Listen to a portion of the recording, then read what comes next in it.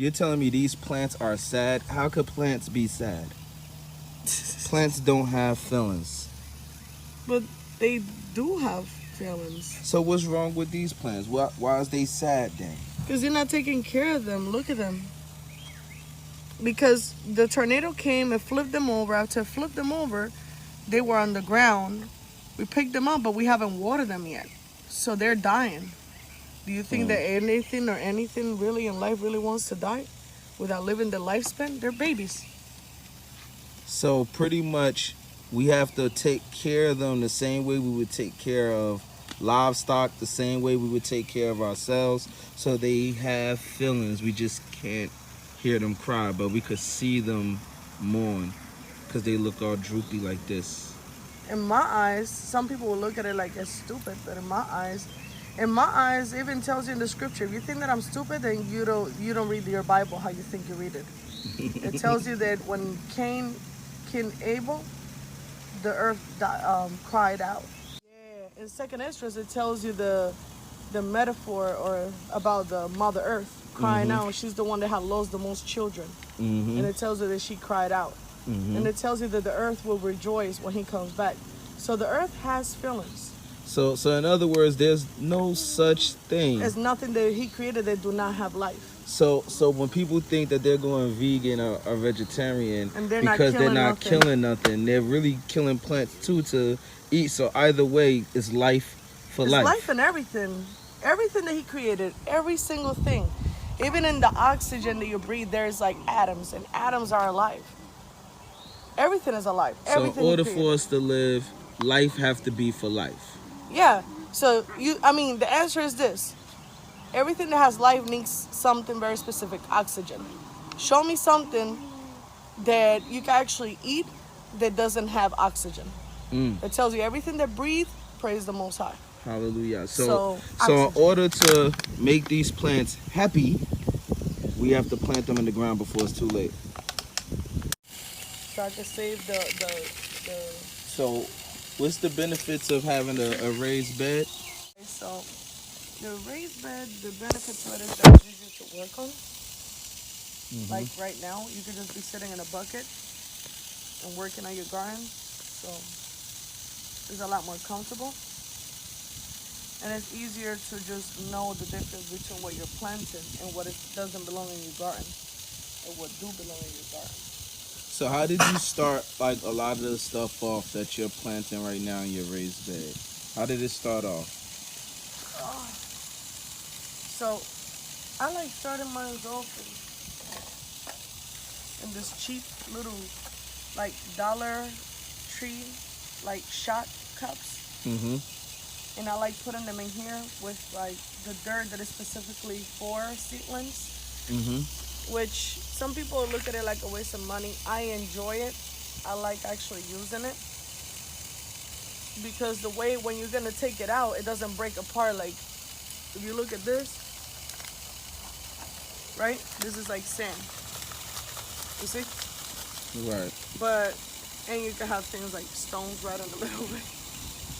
But with that one, it's like this fluffy earth that you put it on it, and it absorbs water and retains water. And the seedlings, you don't have to be on them so much. Like, did I put water? Did it drain out? Or did it drain out properly? Sometimes if they don't have enough space, the roots can't breathe. Like something too compacted like this. That's why you have spinach this little, because it didn't have enough oxygen. You have spinach that did better. So you get a lot of unevenness with dirt like that. When you get the other one, you get more consistency. You do have to pay for it, but you get more consistency. Than having it like that. So when you plant your seeds in those little cups, how long do they stay in those little cups? They stay there until I think it's good enough to transplant them. Depends on which one. So like if it's like things like, for example, like if it's things like saying like this one, which is buttercrisp, right? The buttercrisp, I'll leave it here until it's big enough, like how you see them right now. Like big enough like this or like this. You see? And then when I so take you it literally out, like just planted those then? yeah. I planted them there because I separated them, and I was like, you know what? Let's give them a So fighting so chance. put the cup next to it so we can see around how big it'll look coming out of the cup. Pretty much, I plant them. I transplant them when the plant is almost the size of the cup. So you see the size of the cup? Yeah. So it will be about that size. It will be like this big. And how often do you water them? That depends on where you live at. And how do you build your bed? I'm talking about when they're in the cup. Oh, depends on the plants, but you water them, you maintain water on them. Another thing that I do like doing, which I didn't do here because it's my sister's garden.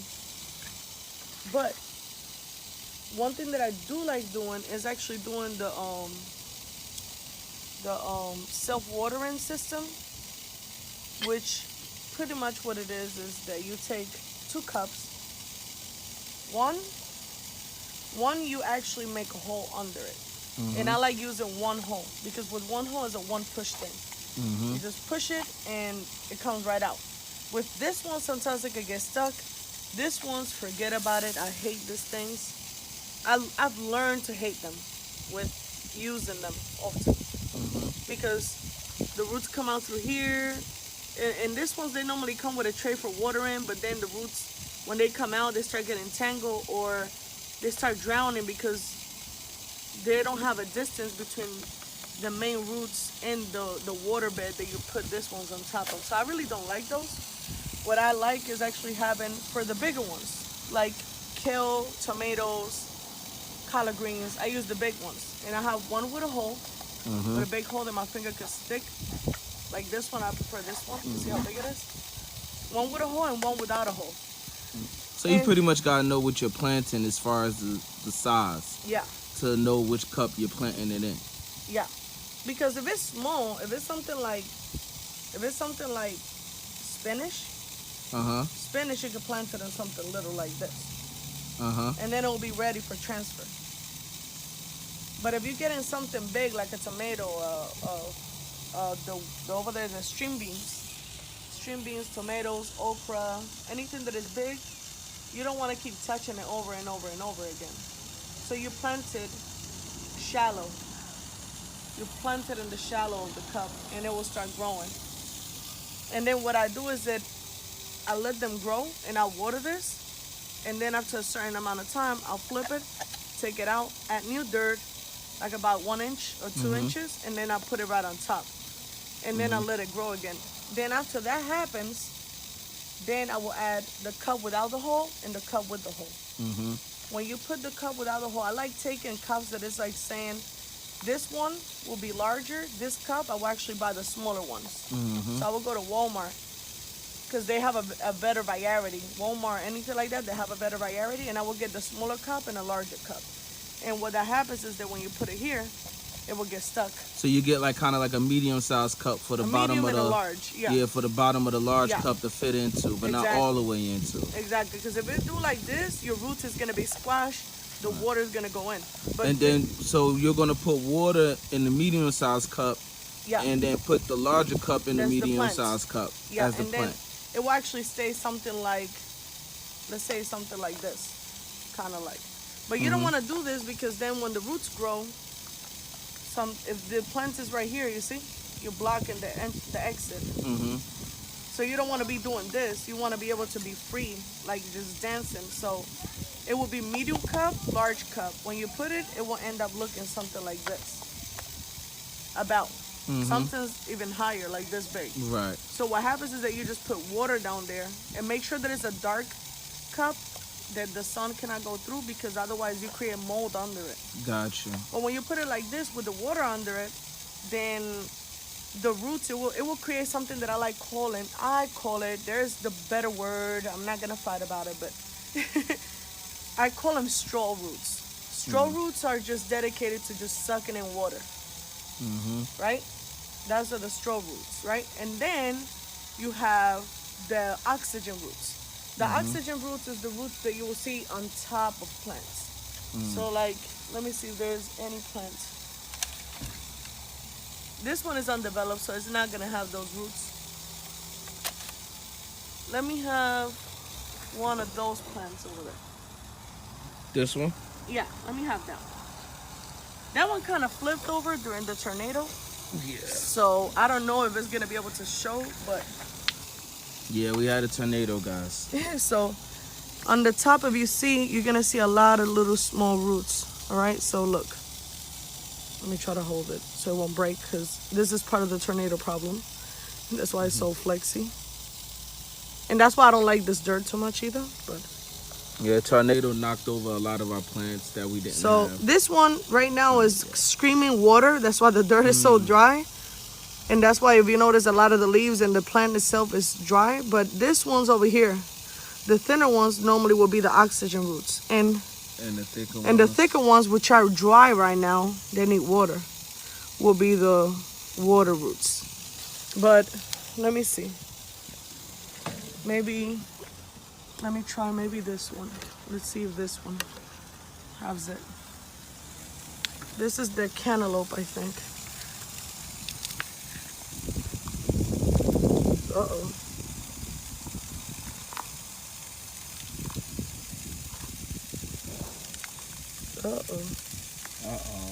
This is the reason why I don't like this dirt, guys. Now you see why. So you got not only do you got to know what cup you planting in, but you got to make sure you're choosing the right dirt. Yeah. Can't just take dirt from the ground, huh? You could to plant it into, but to start it is more comfortable. It's not that you cannot do it, it's just more comfortable. So you want to buy dirt that is, I remember you did a video before. It's for seedlings. It's not that this is not bad. This is really good dirt. This is really good dirt. But to start the seedlings, to transfer them, as you can see, is all crumbling. And I personally don't prefer it that way. So, and that's a personal preference. Some people don't care. Some people do care. I care. Because if you break these roots by accident, you stung the plant. You stung it. Like, it will stop growing for some time because now it needs to develop new roots. And after it develops the new roots, then it will develop the plant on top. And that's stung in the plant. And a lot of people don't understand that, and they just don't care about it. But like you see, there's broken pieces of roots over there. So pretty much what happened with this one was they needed more firmer dirt. Yeah, but it's fine. No, it's fine. It has all the roots there. It's just some of them broke because the dirt is heavy.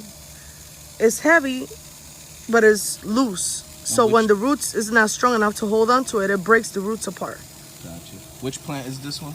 This is a cantaloupe. So this is like the ones that I'm talking about. You see how they're a lot more thicker. That plant that I just showed it was supposed to have thicker plants, thicker roots, more like this one, but they're thin because it's dry. It needs water. So this one over here, this is the thicker one, and the thin ones will be more at the neck of it. This will be more like the straw ones. And you see how white they are? That's really good. White. But this is the cantaloupe, which I don't know. It was supposed to be at the edge of the house or something like that. You see how it's breaking apart? And that's not good. Another reason why it's not good is because it creates too much of air pockets. Plants, they like being squeezed into the dirt. And that creates a lot of air pockets. In the roots, which could stung your plant too. So, but not everybody really, deals with it like that. So this one is the cantaloupe. This is gonna be like a vine. This is supposed to be in the edge of the bed. So I'm gonna ask like probably one or two more questions before I go. So as far as the watering, each plant is different. How do you know how often you should like water each plant? Like experience. Got you. So it's gonna be a lot of trial and error. So if people are planning on starting a garden. So if people are planning on starting a garden, they got to be ready to deal with a lot of trial and error, right? Yeah. And then the last question is, once they in the hole that you had in the bottom of the cup was so that the roots could come out into the self-watering system that you was explaining, right? Yeah, that's what I like doing. Right. Instead of buying these systems like this, I like making them myself. Right. Because you could the plant could last longer and right. develop more roots before you plant them onto the dirt. so they'll have strong roots systems. And then and last but not least, know what size plant you planting, and when it reach the appropriate size, that's when you can put them in the bed that you create, right? You can also plant them directly into, if you have a bed, like she has, you see the water? She has a watering system for the beds. If you have something like that, and you make sure that all of this is clean, clean, clean, without nothing else, like nothing else. You could plant them. You could plant them, and then you could put a plastic here, so no other seed could grow over here. And then after you cover it, you put like 2 per space. Like you see how it is 2 per space. So you'll cover the bed with the plastic? Yeah, you'll cover it real low. This is like winter time if you're gonna have it in winter to grow for the spring. You make sure that when the fall is coming and they're dying off, you when you finish everything, you do it like that, and then after that you put the seeds that you're gonna want for spring spaced out based on the experience that you have, how much space do they need each plant. You put it down like 2 per space, and then you cover it with plastic. And So would that probably be like a whole nother video then, huh? Yeah. Yes. But to keep it simple though, is for people who just starting their first garden, whatever, and trying to learn how to grow food. The bag of the one that I'm talking about is real cheap. It's like $6, $7, something like that. And it's like a bag like this big, and I didn't even run through all of that. You talking about for dirt? The dirt for the seedling starter, right? The first one. So buy seedling starter dirt. Hey, cut it out. You can mix the seedling starter with dirt. You can even do that. Just don't mix it too much, but you can even mix it, just because it's gonna add a certain sense of firmness to the. Instead of being so grainy and crumbly. And then the first stage would be to try to grow your vegetables and fruits in cups as far as seedlings starting, and that will probably start in the house first, right? You know, in the north, if you're in the north, you can start in the house. But if you're in the north and you invest into like a little, either if you know construction, you could build your own greenhouse. It's like real easy and like super cheap. Right. So that'll probably be another video too. Yeah, when we have our own land. Because your brother-in-law, our brother-in-law, pretty much built all of this. Yeah, except for this, he just bought this one's already done. Gotcha. But the fence and everything, yeah. Yeah, he built all of that. But the greenhouse is different. You know, you could build a greenhouse on top of your area like this. You could build one like that. But in the north, because of the snow, I recommend that you start your seedlings in the house. No, you could do it outside, but you start it early spring outside. You know what I mean? You could start it early spring outside, but you have a greenhouse. But it will be after the snow, because otherwise Salud, Barakatha, Barakatha. It will be if the weight of the snow is gonna crumble your place. So if you started like after the last snow, then you can start your seedlings, and then you'll be all right. But I suggest that you do it after the last snow, and you know. Yeah, so maybe we could do like a video, cause you know this video is kind of like for me, cause I want to make sure I got like a step-by-step to reteach myself whenever I'm not around you. But so pretty much we could probably do like a video on like when to start your seedlings, when is appropriate time according to your climate, and how to start that, and then you know when to plant them into the ground when they get big enough, you know. Because like me personally, I remember when we was planting them into the cups, when they was this size, I didn't think they was big enough to be put into the ground. But I don't know nothing about gardening, and now the rainwater done hit them, and it looked like they love rainwater. If you could have a canal in the edge of your house, if you could have, like, look at the roof over there. If you could install a canal in that edge, and in the ends put 2 buckets, do it, because they love rainwater way better than hose water. They love rainwater. Morning. Good morning. Buenos dias. They love rainwater.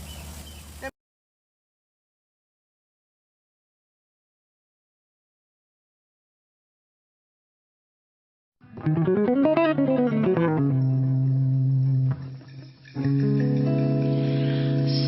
of man, I think I can get to know